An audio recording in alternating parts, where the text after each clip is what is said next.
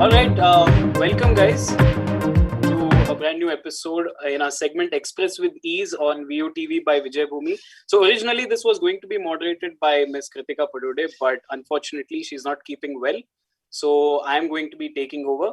So because I'm going to be taking over and we guys, we know each other a little too well, much better than Ms. Kritika. So we are going to have a very casual conversation about the said topic because that way I think it will be more comfortable for me to try to understand your perspectives and your ideas as well.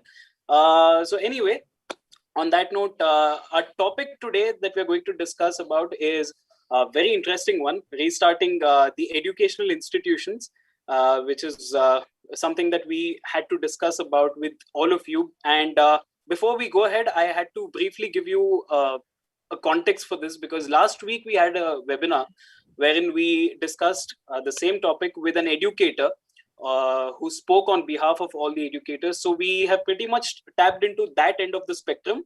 So now this week we are going to touch upon the different end of the spectrum, that is you, the students. So we need to understand as to what you think of this idea of restarting the educational institutions and how do we go about it. So at the outset, I have a very basic question to the three of you, which is, and this is going to be absolutely basic because I'm sure you might have answered this or heard this many times. So firstly, let me get an idea as to what is your preference? What do you prefer? Do you prefer the current online mode of education, or are you still waiting for the traditional mode, the traditional classroom pedagogy, for that to happen? So what is your preference? We'll start, I think, with, we'll go with Anvit first. Personally, in my opinion, I've been waiting for schools and educational institutions to reopen since the start of lockdown. Originally, we all thought that it's going to be a week of holiday for us, or 2 weeks of holiday, but it really turned out very different. Online learning, in my opinion, is less interactive and less fun. When you're around others and interacting with them in person, it not only helps you learn better, but it's also better mentally for us. So I've been waiting for schools to reopen since a long time. Absolutely. So I think Pranav, we can have your opinion too. Right. So I agree to what Anvit said. Like we were the unlucky batch. Like we are the class of 2022, and we the lockdown started as soon as our class 10 boards ended. And we were really looking forward to our 11th grade, and we were really looking forward to enjoying that year in school with our friends. Like we had lots of plans. So I like as to how to approach the 11th grade, but all that was shattered due to lockdown. Yeah, so I wouldn't say that I prefer the online mode, but I believe that it is there to coexist and it has its benefits too. Sure. Josh? Yeah, so as Pranav said, we gave our board exams, we sat 1 year at home, and then we'll be giving our board exams again. So it was pretty boring for us, but if we see the safety side of the issue, we just have to stay at home. We don't have any option. We would exactly prefer the traditional method because it's a frank opinion that students don't study properly at home. So I think so it should open, but after the things normalize. Yeah. So absolutely. In fact, even I agree with you because I graduated last year, 2020, and I belong to the so-called unlucky batch because we particularly had to go to the center only to write our exams. We had about 3 or 4 months of education completely gone down the drain. So I understand. Now, you guys are from Lakshmipad Singhania Academy, and so I'm sure you did mention about going back to school. So I'm assuming at this point, the kind of transmission of knowledge that happens at your school, I'm sure the kind of quality that you enjoy at school, I'm sure there's no replacement for that. But there has to be a particular element, one specific element that you might have derived from this mode as well, the online mode. If I could ask you that one new thing that you were introduced to, so what would that be? I think this time we can start with Josh. Yeah, so according to me, it's basically self-study, because if we can't focus much on online learning, and even if we do it, we can't learn as much as we used to do in the traditional method. So Sure. we are just forced to self-study properly, and that is one of the best things we would have learned from this. Great. Pranav, Anvit, you were thinking, so I'm giving you a little more time to think. Uh, Yeah. right. So I believe convenience of like having like this is something which complements what Josh said, Mhm. that convenience as in I can choose what time I want to study. It does not necessarily has to be 6 a.m. in the morning or 8 a.m. in the morning. The fact that our classes are recorded and are uploaded in the school's website uh, gives us a lot of content that we can go through again after class. And I think this very thing is here to stay even after traditional classes have started. Because Sure. if I can go back to what the teacher said in class, it gives me a lot of uh, advantage as to efficiency when it comes to my studies. Right. Anvit? So I completely agree with what Pranav said about convenience. Yeah. But it has also taught us students and sort of given us an opportunity to be a little more selfless and to help out our teachers who are, in my opinion, working so hard, Right. putting up assignments every day, teaching so many kids every day, to help them by submitting assignments, to listening to them in class, and to paying attention and studying and then performing in exams. Sure. Absolutely. I'm pretty sure you guys must have come across so many articles online as to how teachers had to face this difficulty, the whole communication lag. So did you guys, I mean, because you also had that online program as such, so did you guys or your professors or your teachers, did they face some similar situations? And what is your opinion, what's your take on certain students? And you can't even absolutely blame students at this point for being completely insensitive, because they're not even aware of that, of themselves being insensitive. So what is your take? Did your teachers have to face issues like that? Josh? So we know that the our teachers are of that generation that are not tech savvy. So Right. if compared to us, it would have been a lot more tougher for them, because we just join Teams or Zoom and we just have to study. But for them, Yeah. they have to prepare content already. They have to share the screen. They have to teach us live and a lot more things. So Yeah. it's not even comparable. They must have suffered a lot more than us. Absolutely. You agree, Pranav? Right. So initially, like even we saw that it was tough for teachers to understand how platforms like Zoom and Microsoft Teams operate, and they were finding it difficult initially. Some of the teachers who were maybe older, who are not that tech savvy, as Joe said. So initially, we like many of the students, even us, we tried to help them as much as we could. And once I think 3 4 months passed, then they were accustomed with the platform, and then it was much easier for them to take classes. Sweet, sweet. Anvit? Yeah, just as the two of them said, I Yeah. think gradually there were problems um, with the technology used by the teachers, and there were also some students doing mischievous things.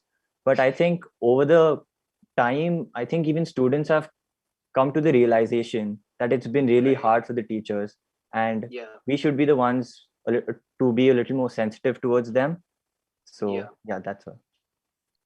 Yeah, and I think, like Anvit said previously, also initially this whole bout started as like what 2 or 3 weeks of staying at home, then eventually getting back to schools, and now cut to 14 months of no classes, no traditional classes, no offline mode of education. In fact, now we don't even know, we are not even certain as to what's going to happen later on as well. So let's just cut to the chase and address the big elephant in the room. So, what do you think are the key factors, or how do you see the whole idea of educational institutions functioning once again normally? First of all, let me know: is it ever going to happen? In your opinion, is it going to happen in near future? And if it is going to happen, what are the key factors that are going to be at play according to you? We'll start again. I think Pranav, we'll start with you this time. Right. So firstly, I'd like to speak for my batch, for the ones currently in grade 12. I Yeah. don't think that we will be having physical classes and we'll be directly sitting for our board exams. I wish we did have physical classes, but I really hope, but I'm not certain that there will be classes for us. But I think the government must have a plan, has a plan, and if I believe that the next year, so like the current grade 11s and the lower batches have will have the opportunity to go back to having physical classes at school, and I believe that even though we may not have the opportunity, but we look forward to having physical classes in the college, in our college time, and Yeah. I think that unless and until a majority of the under 18 population who is not currently eligible for vaccination gets Yeah. vaccinated, it is impossible to uh, even think of starting physical classes. So I think Absolutely. once the above 18 procedure gets over and we have vaccines for the under 18 students, that way I think school education then after that the vaccination phase, the school education can only start physically. Absolutely. Absolutely. I do have a follow-up question, but I think we'll just gather some more opinions. Josh, what do you think? I totally agree with Pranav that it depends on the vaccination of the students that are going to go to the school. And of course, it's going to take time because there are 2 doses and so many age groups. And already there are so many pending. How will they reach us? So it's going to take at least 1 or 2 years more. And for our batch, it's completely, we don't have an option. We just give boards and go to college. So there is no going to, yeah, so we'll not be able to experience the physical learning again, but of course it's going to coexist. The teachers and schools will learn. Right. Right. Anvit? My opinion is the same. I think it's a given that without having Yeah. the students being vaccinated, it's Hmm. a risk really to reopen institutions. Yeah. But And I'm sorry I to cut think, you here. I'm yeah, sorry yeah. to cut you here. I told you I have a follow-up question because Hmm.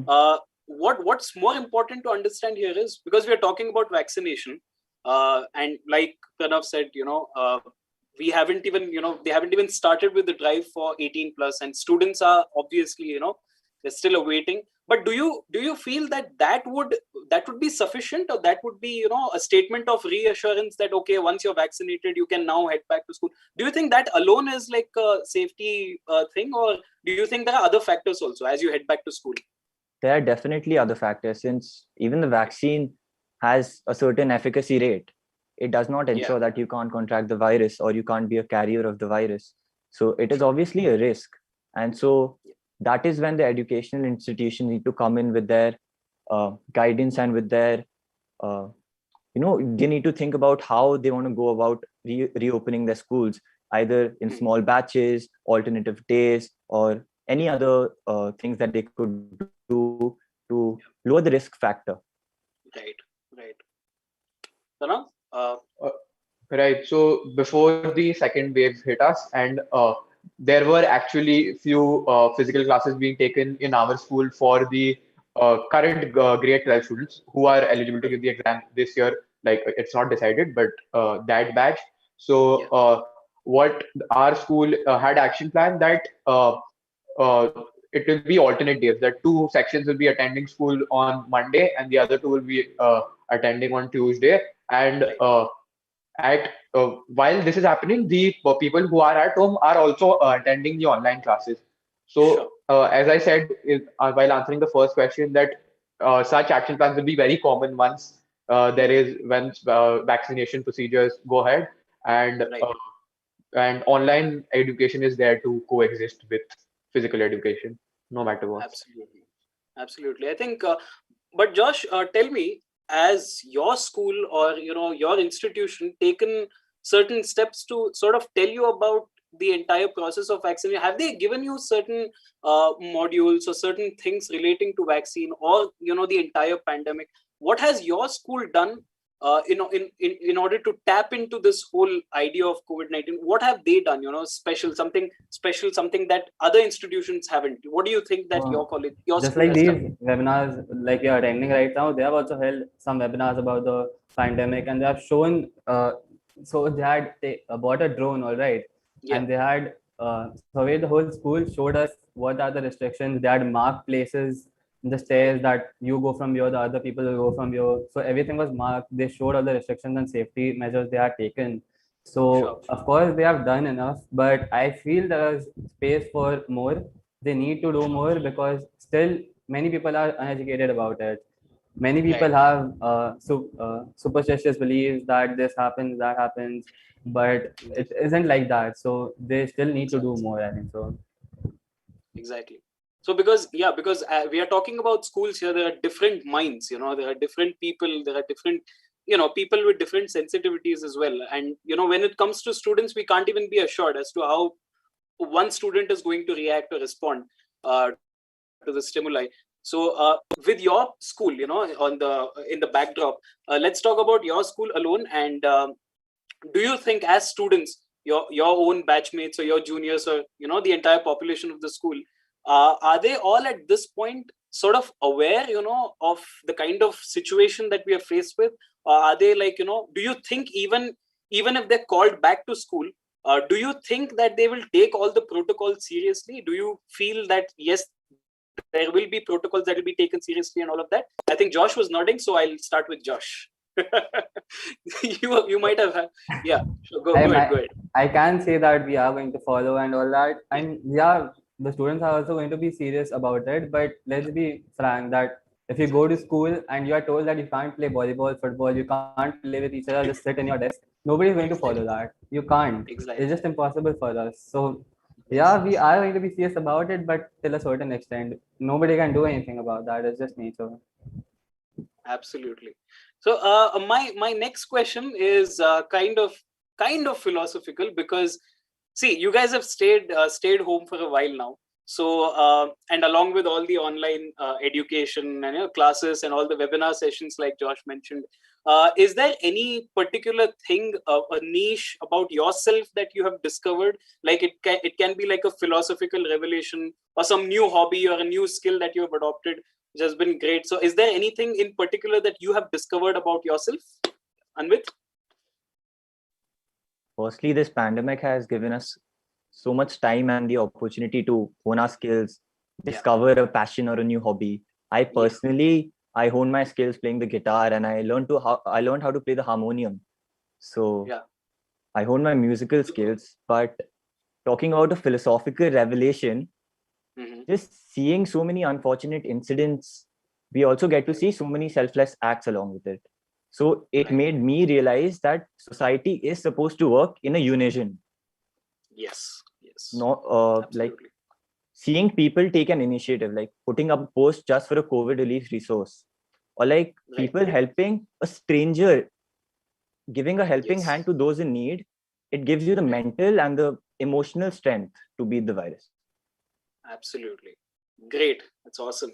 Pranav, what have you discovered about yourself? Right. So about myself, that for the first 3-4 months, I honestly said that I wasted those months only attending school classes, playing games all day, because we were still in hope that we will get physical classes, we will be able to go to school. But then once when I realized that no, this is here, COVID is here to stay, then I was like, no, I need to change my habits. I need to do something productive with the time I have, because I honestly we have a lot of time in our hands, because there's no physical school, there is no the time we used to go to school, come back from school, that time is not wasted, and we can choose to do something because of the time we have, right? So like Advait found his niche in music. I found my niche in business competitions, and like my career options regarding finance. I'm into finance, and I tried to do as many courses I could, read as many books I could, and see as many movies regarding it I could as well. And uh, I and again, when it comes to the philosophical realization, there have been many, but to mark a few, the number one would be that to not take the time in school lightly, because when for like for 13 years we were in school, or for 12 years we were in school, and we used to take it for granted. We were like, oh, we have to go to school tomorrow, and it's so boring. But when we were not being able to go to school and we started missing uh, even the littlest of moments, even getting scolded by a teacher live is something I miss right now. Right. And the second is how to value our family, because I had the greatest uh, time with my family in lockdown, and with my grandparents, with my and my parents, and uh, I had the opportunity to help my mother and my father much more than I could have if I had to go to school live. Sure. And it has been like a changing experience for me. My sister, who studies outside but had to stay here for 9 months, and I had wonderful time with her after so long, because she had been outside pursuing her studies. But those 9 months I really cherished. Awesome. Josh?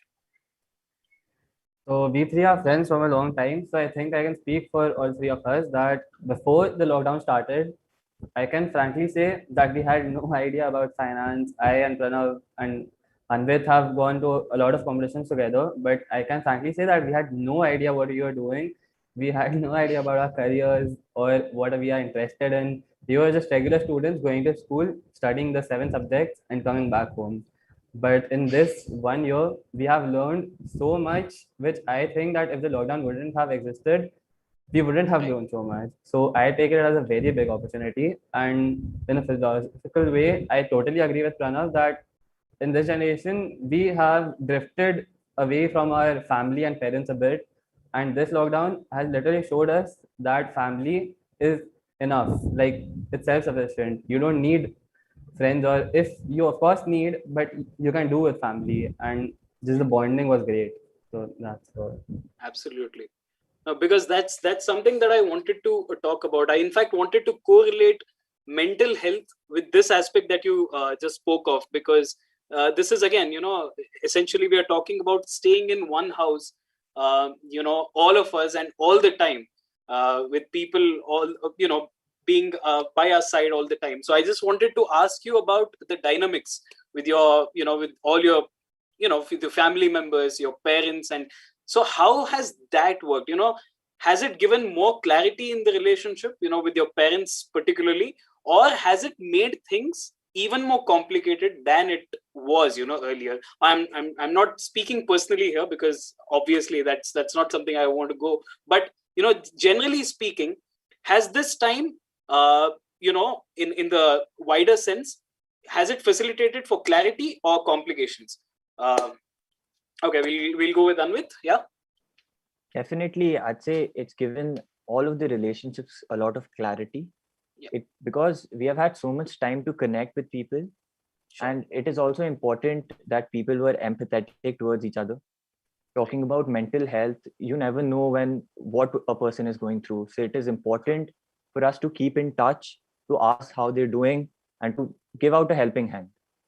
Right. So personally, for me, with my family, spending time every day, honestly, I've gotten to know about things I didn't know about my own mother or father, those childhood stories, and just Great. talking about random things. Maybe it might be business, it might be about my school, just things in general.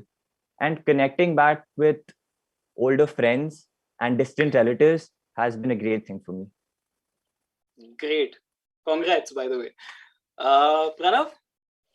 Right, so I agree to what Anvit said again. I honestly used to not confide in my parents before lockdown. I'd rather talk about my personal life with my friends at school than with my parents. But after lockdown, I believe that in a wider sense, everyone would agree that they have been able to confide in their parents, talk with their parents regarding their personal life, and about their friends, about whatever the relations they might have. And I believe that that has created a more uh, friend-like environment with our parents in our houses. And uh, again, like the opportunity to spend time with them was amazing. Right. And I, again, as Anvit said, I got to learn a lot about their past, and that I didn't know before lockdown. And I was shocked that how don't I don't know this about my mother, or how don't I know this about my father. So it was amazing. Josh, something So new we that you can't, have discovered about your family? Yeah, so we go ahead. can't say it was a euphoria because first you're enjoying the family, you're baking, cooking, playing together. Yeah. After that came the boring stage when everybody was fed up with each other, and that lasted for 3 to 4 months. But Yeah. after that, I think so the real stage came where everybody was understanding each other and sharing of these moments were happening. So it was a mix of both, and it was really wonderful. Amazing. Speaking of parents, are your parents ready to send you back to school? Not at all. Not at all. How are they responding to the idea of contemplating, restarting the school?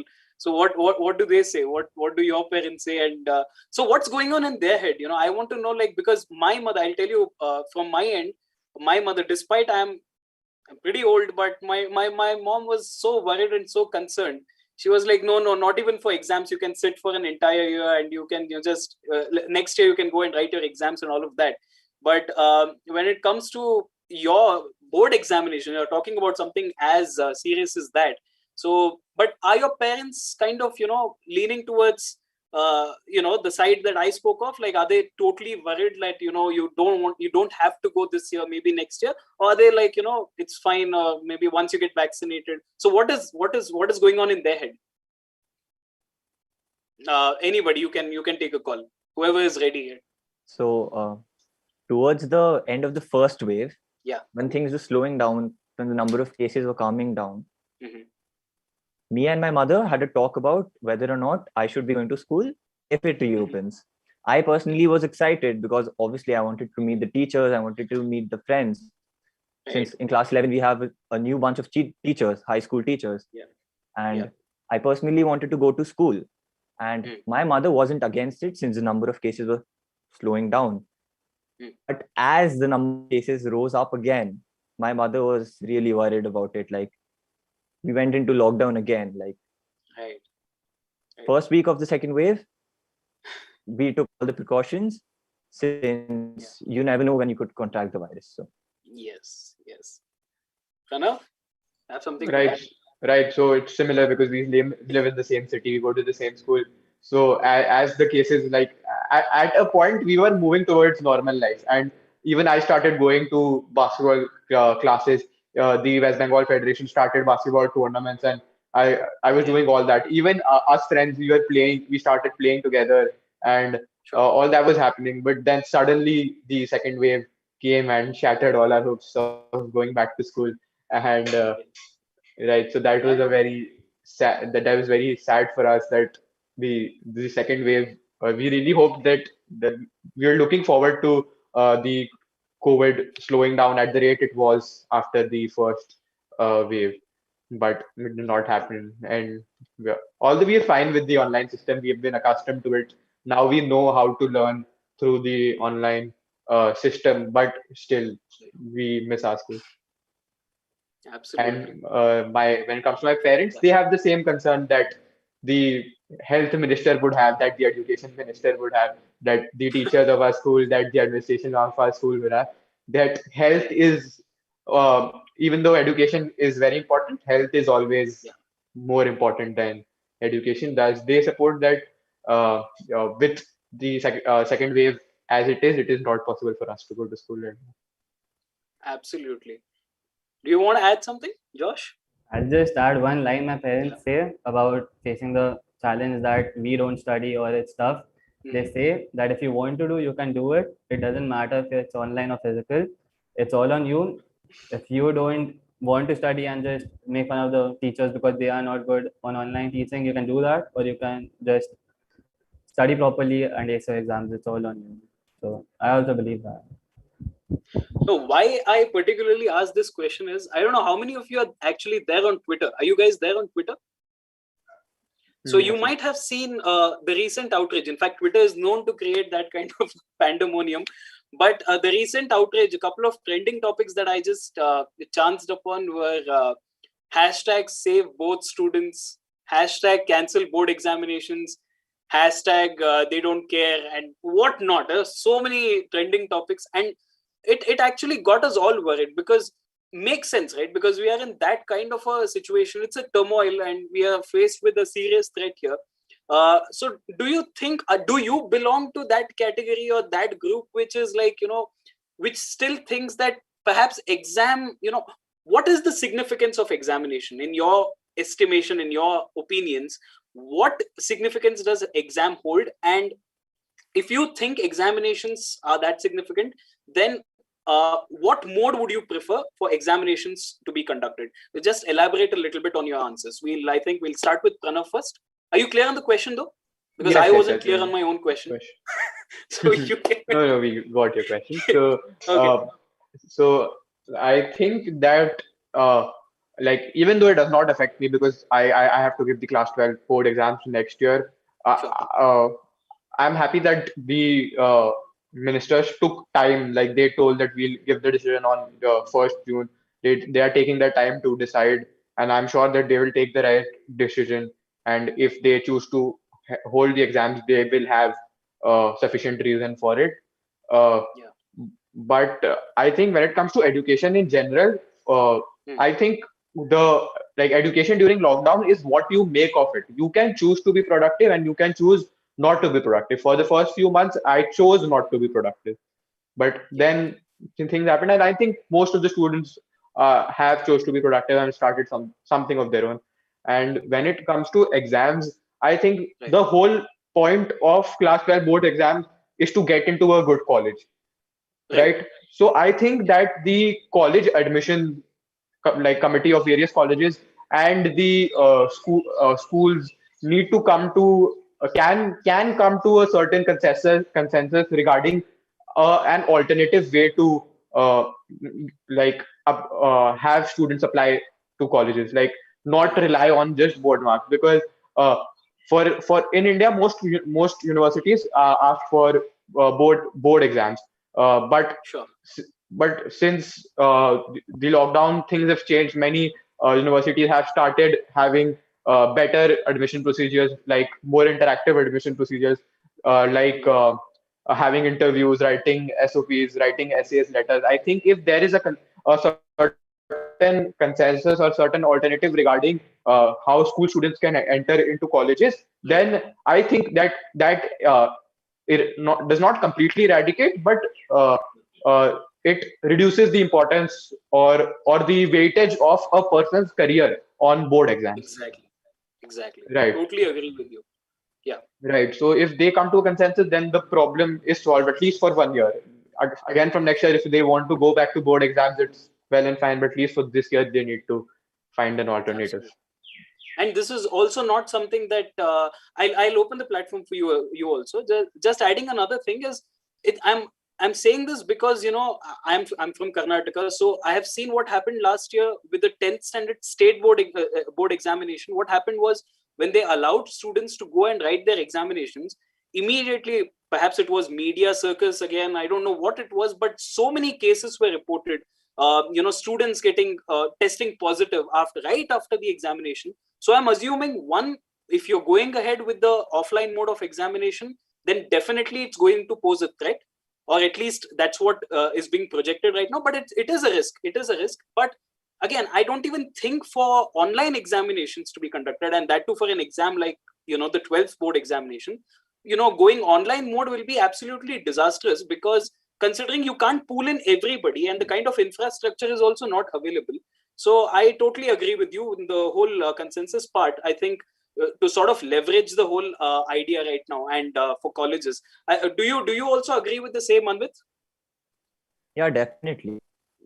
Of course, the essence of, in particular, board exam is to see how eligible one is for what kind of higher education. And I know that some institutions or some private institutions are fixed upon having exams, and if they are so, even if it's online, being accustomed to the online mode of education, they have figured out how to be more strict online. Right. Since people have ways to cheat or do other things online while giving an exam. So it is important for the institutions to understand, to not make exams a stressful thing, because we already exist in a stressful environment. And they need to make sure that they have resources that students can reach out to them if they can't cope up with the work, and maybe then we can figure a plan out for the student themselves. Absolutely. One thing I'd just like to add Sure. is that I don't believe that it is possible to take an exam with the volume of the board's exams to be Right. taken online. Because Exactly. for us, it is possible. We have the infrastructure, we have laptops, we have phones. Our Exactly. school has a certain structure which lets us study online. But it is not the same for rural areas or True. people who do not have the infrastructure. It is impossible for them to take online exams. And same goes for vaccination. Even rural area people are not being able to get themselves vaccinated because the entire COVID system is online. And Yeah. right, so this slows down the process. So I don't believe that the board's exams can be taken like in an online. And as Anvit said, that at least for this year, the value or the stress surrounding exams should be reduced and other things should be considered. Because I'm sure that most of the students have been productive co-curricularly in lockdown, and I think that can be assessed by colleges to admit students. Absolutely. Josh, do you want to add something? Very well said, Pranav. Yeah. Very well said. So I must say that, of course, that this year it can't happen online, it can't happen offline. So right now we have to agree to some other consensus. Yeah. But I feel that in general, if we take it as a whole, not just Corona, so board exams are given a lot more weightage than it should be given. Like, for if you want to enter a good college, it's like if you don't have 92, you can't. They won't even see you. They won't even see your profile or anything. If you don't have 92, they won't see your profile. So I feel that a little less weightage should be given to board exams and more should be given to what extracurricular the person has done. And I totally agree that it can't happen online this year. Absolutely. And because, actually there are some governments, and we have to give it, because so many establishments also are dealing with this pain of, dealing with the education sector and how to go about with the whole education. Because if I have to take recourse, I had seen something with the Delhi government. I don't know if you've heard of this. There was an initiative by the Delhi government, Lab on Wheels. Have you heard of this initiative, Lab on Wheels? So there's a huge tempo traveler which is stacked with all the digital things, equipments, all the laptops, smartphones, and Wi-Fi, and they go about in the rural areas of Delhi, and they stop there, they halt in one particular area, and they accommodate as many students as possible, all the rural area students. So that kind of initiative they are taking, but I don't really understand how much are they going to cover also. There is a natural barrier there. You can't really go ahead and you can't say that I'll try to accommodate everyone in this whole pool. But as students, what do you think? Because the second wave of the COVID-19 was so disastrous for the entire country, and we've seen every citizen had to contribute in one way or another. So as students, what do you think would be your contribution? How could you contribute to the society? In what ways can you do it? Do you have any ideas for that? I'm sure you guys have ideas, because I've seen you also with so many brilliant ideas. So I would love to know, what ideas would you propose at this point as students? I think, who wants to take it? Anyone can go ahead. I'll take it. I think on the simplest, on like ground zero level, at the like minimum level, what students as young people can do is help their grandparents, help the people at home as much as they can, because it is something that does not require much effort, and it is something that can be done very easily with minimal effort. Having them getting registered for vaccines, checking on them once in a while, making sure that they are all right, their mental health is in order, and same goes for our parents, and that even their enjoyment is limited due to lockdown, and spending time with them will really enrich their mood, and the environment will be much happy. So I believe at ground zero, this is a requirement that young adults take over and make sure that the environment surrounding corona is not sad in households. I think we'll just wait for him to join back. Yeah, he got disconnected.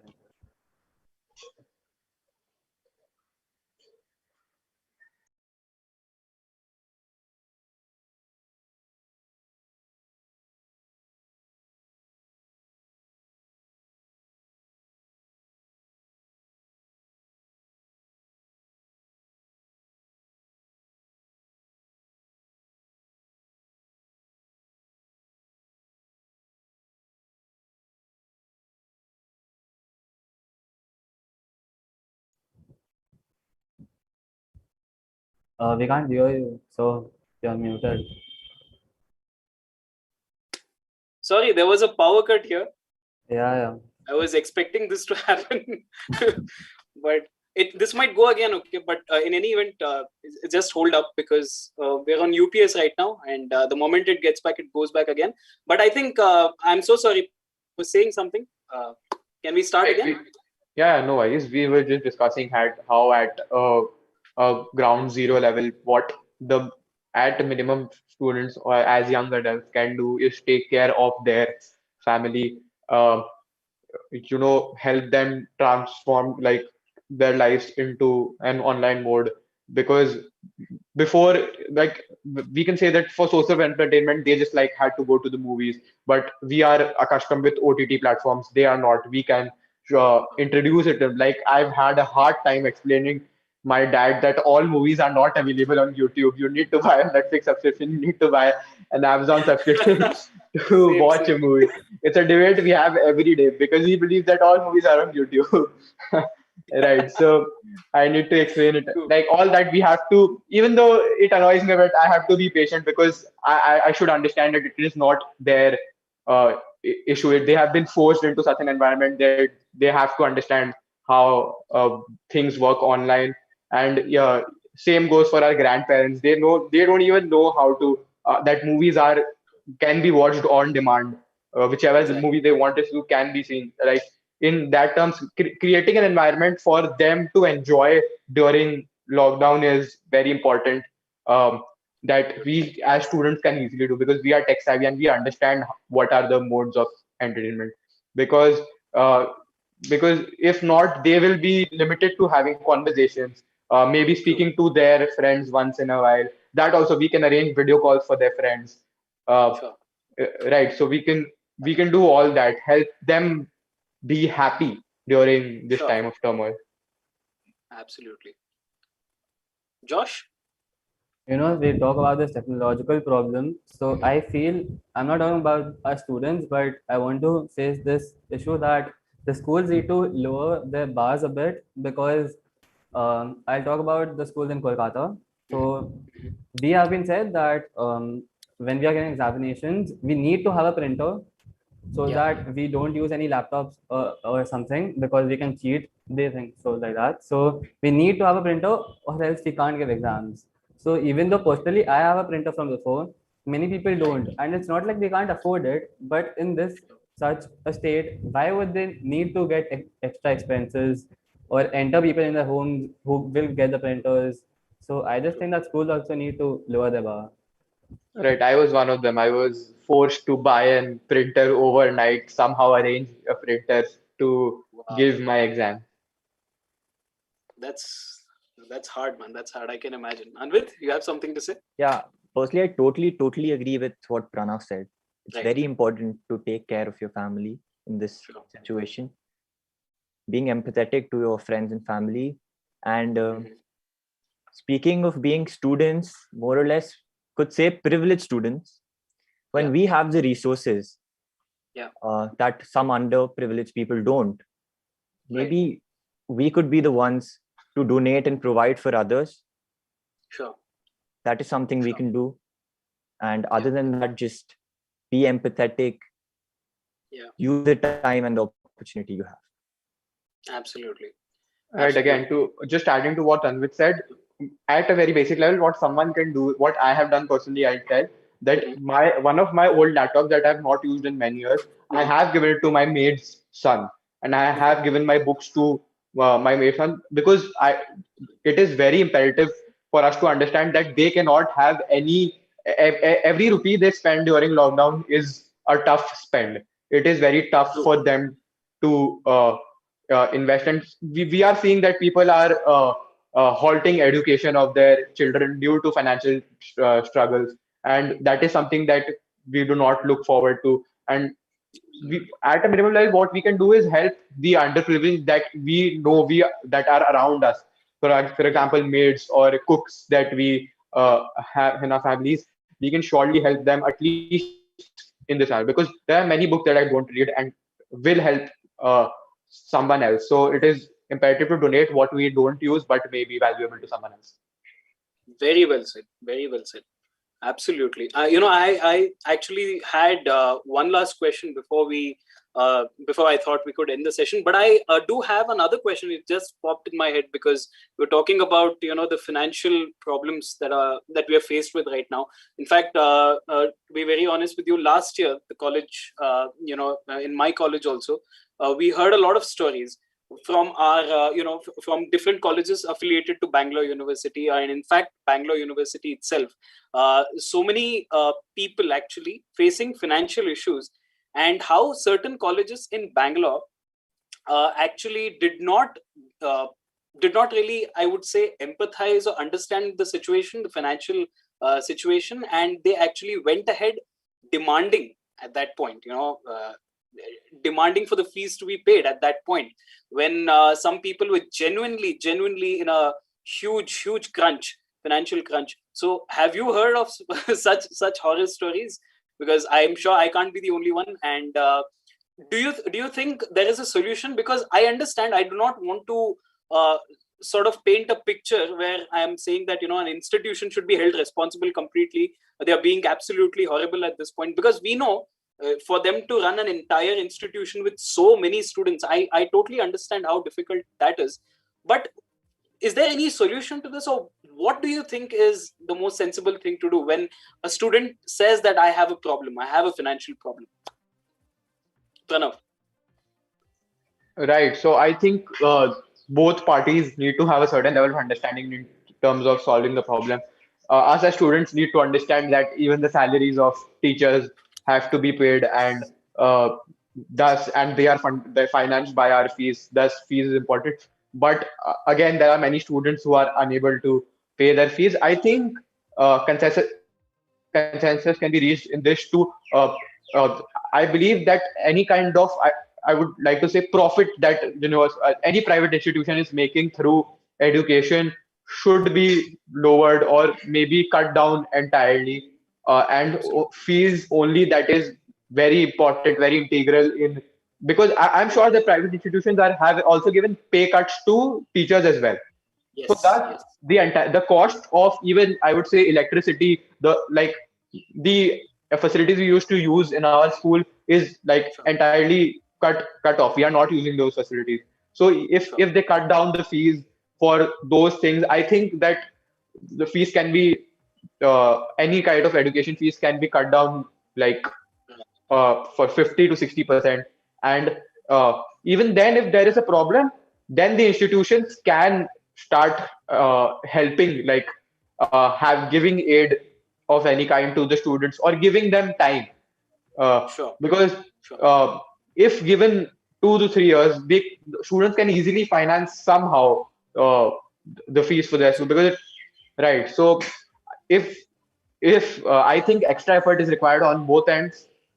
True. So if we are empathetic towards each other, like students towards the institutions and institution towards students, then this problem can be solved very easily. Very well said. Anvit, you want to add something to that? Yeah, adding to what Pranav said, Yeah. it is important to obviously be empathetic, and Right. for the institutions that have the resources, maybe they could have a helpline Right. where the students can actually reach out, and the institutions can better understand their situation, their financial situations.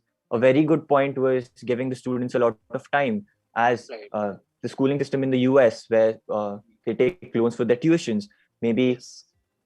giving subsidized rate to students or providing scholarship to those in need, which maybe could be paid back later on, could be a thing that institutions could offer students in need of financial or monetary needs. Yeah. True. Yash? Yeah, so I'd like to give an example that my brother studies in Christ, Bangalore. Yeah. So I'd like to say that 20 to 30% of the students studying in colleges and universities come from different states or countries also.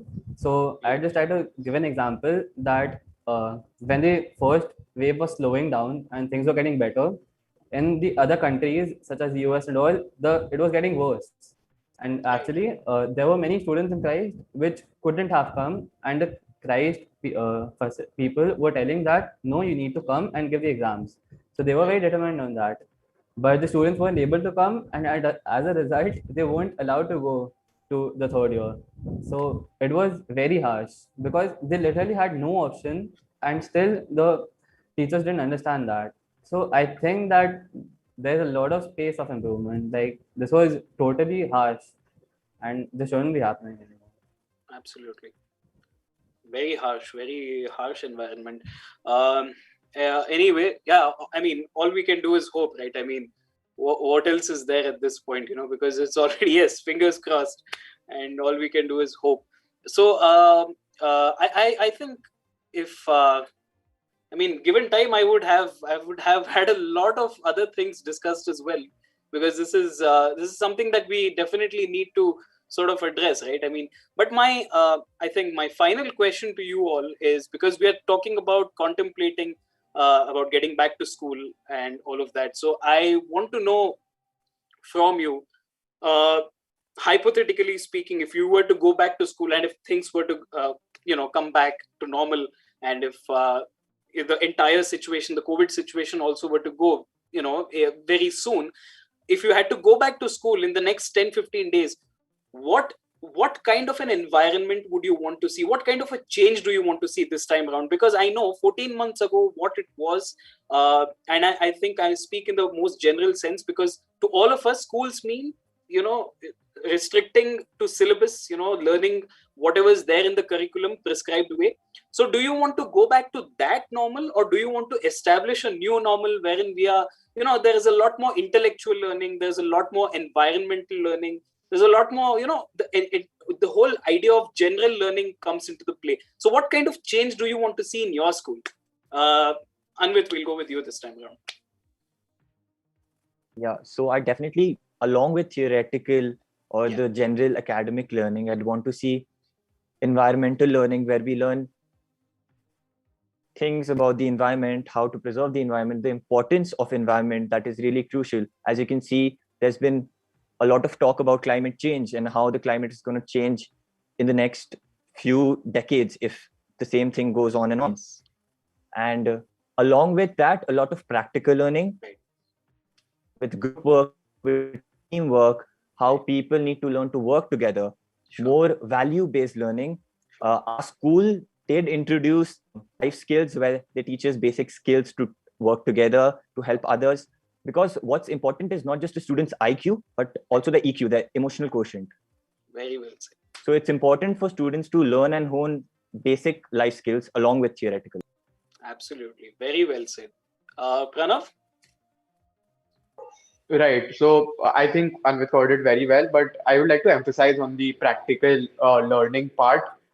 Like, as we know, in the US high school system, after 16, parents expect their students to expect their children to take internships, have their own source of income. Sure. And they even start asking for rent after students turn 18, which is not at all the scenario in India. And I don't know what the situation, but I think it is a scene of ego or respect or something. Why is my child working? But I think that should not be the case at all. If at a school level, apart from our, let's say, CBSE education, CBSE curriculum, we are introduced to various other, I would say, topics or practical learning experiences, then I believe that it would not only help children decide their career options much earlier, but also it can help change the system in India and adopt the Western uh, method, which is that allowing high school students to intern as well. And that is very important in such a case such as corona. Is like I'm free 8 to 9 hours a day, and if there were opportunities for me to intern, I could easily earn something, bring value to not only my future career but also to my family, also bring down expenses in any manner. This does not affect me as all, because measly 5 to 10,000 rupees would not affect me as a resident in Kolkata in an urban area, but that same 5 to 10,000 would affect a person in a family in rural India immensely. Totally. Absolutely. Very well said. Josh? I would like a merit-based opportunity and environment where, like when I've said about internships, all they ask you is get me a degree. If you have a degree, I'll give an internship. But they don't even see your skill set or anything like that. They just ask for a degree. If you have a degree, you have a job or you have an internship. And it's not like that in US. And also that in selection, like the selection shouldn't be based on how much marks you have in your exams or something like that. It should be based on the perception you have about the topic or the opportunities you get. So I just like a merit based learning. Absolutely. Great. Awesome perspective. I mean, I got an opportunity to, dabble into something that I hadn't dabbled into before talking to you. It was pleasure talking to all of you. I know how talented you are, how bright you are, because I have already had the privilege of seeing you, showcase some of your best ideas. So I've had that knowledge beforehand, but today was absolutely marvelous in terms of getting a new perspective from all of you. And since we're talking about such a critical issue, and that too amidst the pandemic, so like I said, we can hope that the whole situation comes to normal, and we can hope that things go back to normal. And since you guys are going to write your board examinations, you guys are going on to the next thing, on to the next big thing. So I wish you the best for all your future endeavors. And of course, I totally appreciate the idea of you actually talking about internships, and I'm sure you might have already contemplated that. You might already be doing that. So all the best with that as well. And to all our viewers, this was it from this week's Express with Ease segment. We'll be back with a brand new episode next week. Until then, guys, thank you again. Thank you so much for joining us, and I will see you next week. Thank you very much. Thank you to you too. Thank you so much. It was a pleasure conversing with you. Thank you.